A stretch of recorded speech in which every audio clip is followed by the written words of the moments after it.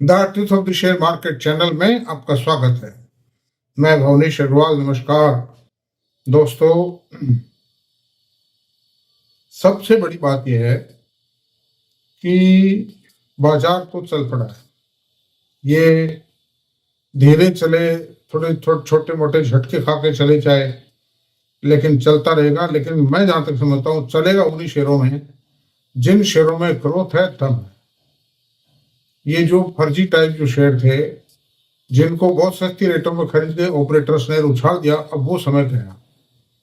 उन शेयरों से तो मुक्ति पा लेना ही बेहतर है। लालच और मुंगेरी लाल टाइप स्वप्न देखना छोड़कर कंपनी के फंडामेंटल्स के अंदर गंभीरतापूर्वक देख करके फिर ही उन शेयरों को रखना चाहिए, खरीदना चाहिए। शेयर बाजार में लोग क्यों नहीं कमा पाते? वो इसका कारण है। वो इसलिए नहीं कमा पाते हैं कि एक तो उनको नॉलेज नहीं, और ना वो सीखने समझने को तैयार है, ना पढ़ने लिखने को तैयार है। वो कहते हैं कि साहब इनसे क्या होता है, ईपीएस से कोई शेयर थोड़ी चलता है, ग्रोथ से कोई शेयर फिर काय से चलता है, ये तो बताओ। फिर मेरे पास बहुत आती है कमेंट्स इस तरह की। ज्ञान का अंधेरा, सबसे बड़ी जो ताकत है इंसान की वो ज्ञान है, नॉलेज है, एक्सपीरियंस है। जो लोग अनुभवी लोगों की बातों को, पढ़े लिखे अनुभवी लोगों की, जो सब्जेक्ट के ऊपर एक्सपर्टी रखते हैं, उनकी बातों को नहीं मानते, उनके वो कष्टों के अलावा कुछ नहीं झेलना पड़ेगा। वो कष्ट पाएंगे बुरी तरह से, और अपना पैसा सब खो देंगे और खो खा के घर चले जाएंगे और शेयर बाजार को गालियां देते रहेंगे। देते रहिए, कोई बात नहीं, उससे क्या फर्क पड़ता है। शेयर बाजार की दीवारें तो इतनी मजबूत हैं कि ये किसी के हिलाए नहीं हिलने वाली है। ये चल रही है, मैंने 42 साल से तो मैं देख रहा हूं। ऐसी ऐसी मंदियां आई कि ऐसा लगने लगा था कि भाई अब शेयर बाजार नहीं चलेगा। 92 से 98 के बीच में जो मंदी रही वो बिल्कुल खत्म हो गए थे शेयर। 1000 रुपए का शेयर 20 रुपए आ गया था। सेंचुरी टेक्सटाइल का शेयर, जो बिरला जी का शेयर है, वो 800 रुपए से गिर के 20 रुपए आ गया था। ये सबसे बड़ा उदाहरण दे रहा हूं मैं आपको। सारे शेयर, ये जो एसीसी थे, टाटा मोटर थे, टाटा स्टील थे, कागज के शेयर थे, टेक्सटाइल के शेयर थे, यही थी कंपनियां उस वक्त।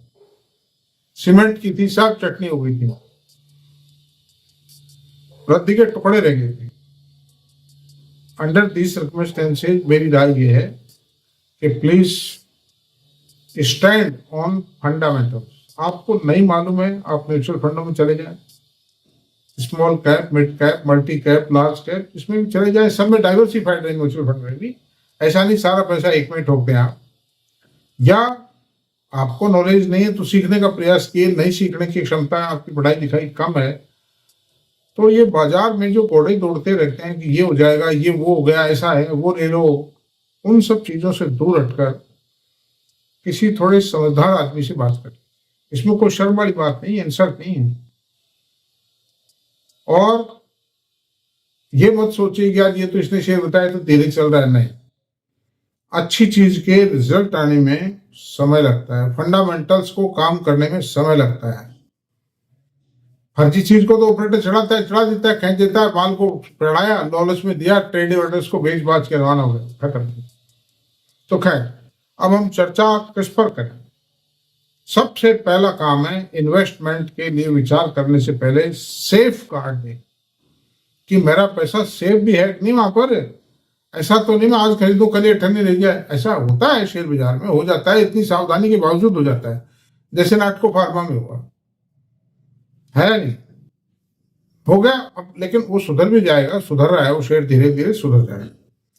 फंडामेंटल दम तो है ना कंपनी में। ऐसा तो नहीं कि मतलब कंपनी शटर डाउन करके भाग जाएगी, ऐसा कुछ नहीं। सब वसूल हो जाएगा, कई साल 6 महीना लग जाता है। और टाइम का मार्जिन लेके चलिए। ऐसा नहीं साहब मैं 15 दिन के रख सकता हूँ शेयर को, मैंने, उसमें कुछ नहीं होता है, वो तो फिर ट्रेडिंग ही होगी। तो खैर एनीवे, आज हम जिस शेयर पे विचार करेंगे वो दुनिया की 2nd नंबर कंपनी है प्रोडक्ट में। उसका जो प्रोडक्ट पोर्टफोलियो है वो एक ऐसे सेक्टर के काम आता है जो सेक्टर कभी थकता नहीं।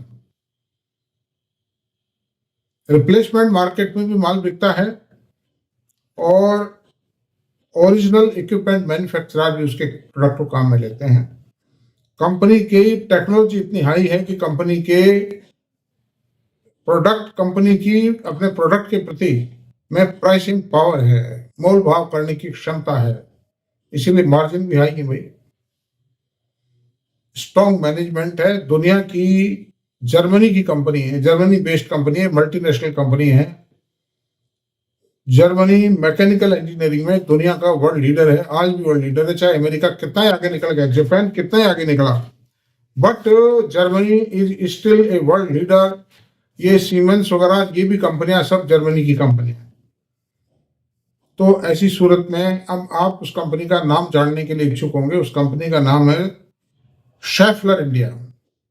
शेफलर इंडिया, शेफलर इंडिया का मतलब ये second largest bearing manufacturer of the world है। पहले नंबर पर वर्ल्ड में एसकेएफ है। इंडिया में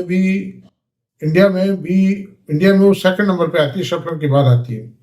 शेफलर की सेल ज्यादा है क्योंकि इसकी प्रोडक्ट प्रोफाइल भी ज्यादा है और इसकी इंडिया के मार्केट में रेपुटेशन भी ज्यादा है, नेटवर्क ज्यादा है, इसके प्लांट ज्यादा है। और थर्ड नंबर पे आता है टिमकन और 4-5 कंपनियां और भी छोटी छोटी जो डोमेस्टिकली बोर्न कंपनी हैं चलती हैं वो भी, लेकिन इन्वेस्टमेंट पॉइंट ऑफ व्यू से मैं नहीं समझता कि उनमें इन्वेस्टमेंट करना कोई अच्छी वायबिलिटी कंडीशन है। जब आप जो भी चीज लो उस प्रोडक्ट की लीडर को खरीदो, तो मैं जो भी रिकमेंड कोशिश करता हूँ लीडर को रिकमेंड किया जाए। को रिकमेंड का मतलब लीडर की स्टडी की जाए, एनालिसिस किया जाए, ध्यान दिया जाए उसको। तो अब शेफलर इंडिया पर विचार करते हैं। Schaeffler India second largest company of the world so for bearing. अब इसके प्रोडक्ट क्या है? Rolling and plain bearings, linear technology, maintenance product, maintaining system for both automotive, for industrial and automotive, industrial applications, engine transmission systems, clutch systems, torsion door purse, camshaft phasing units and electric drivers. अब इसके managing director हैं इसके chairman तो हैं अविनाश गांधी और इसके MD हैं हर्षा कदम।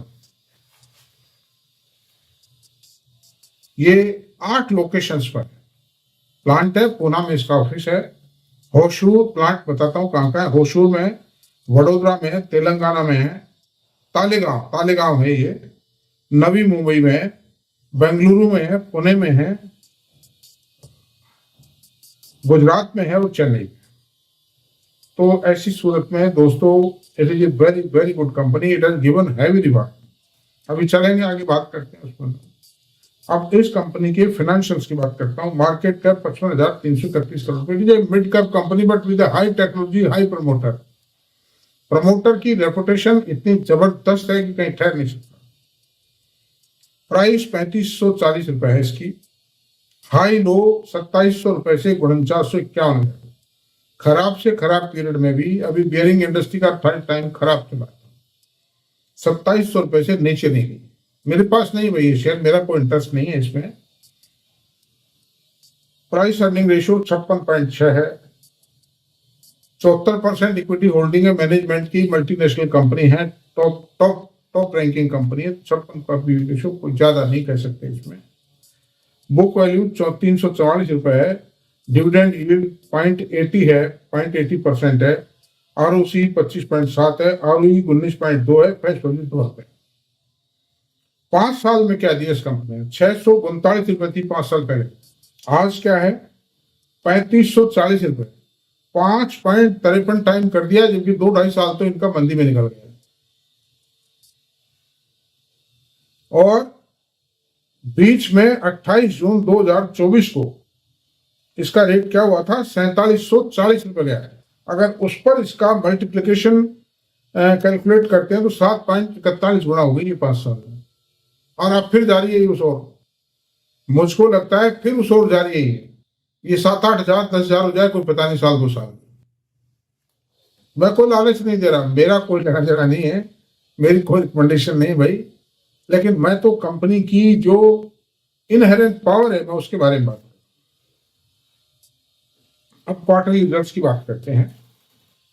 दिसंबर 23 और दिसंबर 24 इन दो को कंपेयर कर लेते हैं year on year, because seasonality है इनमें भी। सेल है 1855 से 2082, 12.12% की ग्रोथ आई है। ऑपरेटिंग प्रॉफिट मार्जिन 18% था, 18% था, उससे 18.8% हो गया। 0.8 मार्जिन बढ़ा लेना भी बहुत बड़ी बात है, क्योंकि मार्जिन ऑलरेडी ज्यादा था।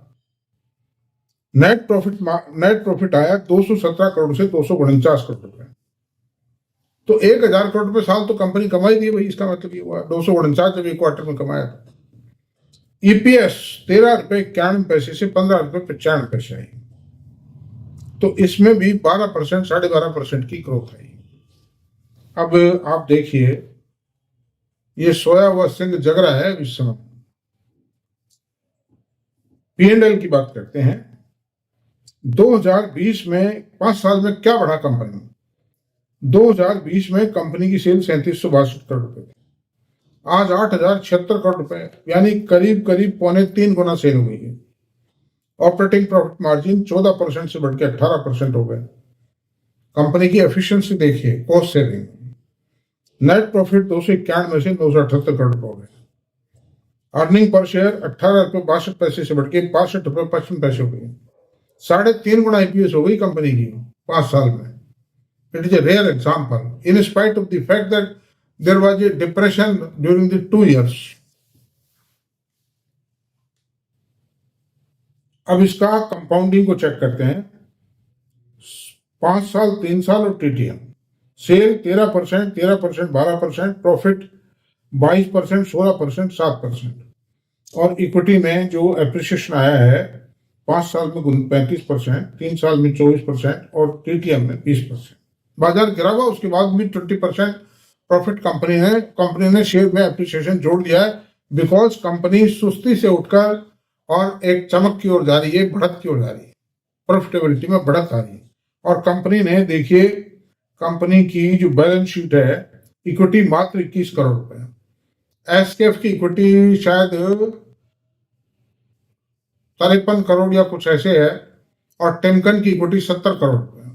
Timken is the third largest manufacturer, SKF is the first largest manufacturer and Schaeffler the second. लेकिन इंडिया में जो ज्यादा प्रोग्रेस कर रही है वो शेफलर कर रही है। इसके प्रोडक्ट लाइन भी लंबी है। मतलब रिजर्व 5352 करोड़ रुपए है, बोरोविंग कुछ नहीं है, और capital work in progress 449 crore रुपए का। कुछ प्रोजेक्ट पूरे भी कर लिए हैं, कुछ चल रहे हैं। तो जो कॉनकाल है उसमें मैनेजिंग डायरेक्टर ने कहा है कि आने वाले जो सन 25-26 2 साल है, दिसंबर एंडिंग है इनका, because it is English company, तो आने वाले 2 सालों में उस सबका बहुत बड़ा फायदा मिलेगा। And now we are ready to face every competition of the market, they have told it. अच्छा, अब कैश फ्लो 394 करोड़ रुपए का नेट कैश फ्लो क्या है? Original cash flow, free cash flow from the profit and loss account है 884 करोड़ रुपए का। उसमें इन्वेस्टमेंट माइनस इन्वेस्टमेंट पर 71 करोड़ रुपए इन एंड आउट हुआ। फाइनेंस एक्टिविटीज पे 419 करोड़ रुपए आउट हुआ, जो ये, और दूसरी बात उसके बावजूद भी 394 करोड़ रुपए का नेट कैश फ्लो इन्होंने जनरेट किया है। तो it is a cash rich company. ये मतलब ऐसा नहीं सब प्रॉफिट तो ज्यादा हुआ फिर कैश जनरेशन नहीं हुआ, नहीं, कैश सब फर्स्ट क्लास से, सब तरह से। There is no lacuna in the working and in the balance sheet of the company. Therefore ये मेरे ख्याल से तो ये बहुत शानदार चीज है। बाकी तो मैं कोई रिकमेंड नहीं करता हूँ, खरीद फरोख्त आपका निर्णय है, मेरी कोई जिम्मेदारी नहीं है। Thank you very much. Subscribe कर दीजिए, लाइक कर दीजिए, शेयर कर दीजिए, कमेंट कर दीजिए। Thank you very much.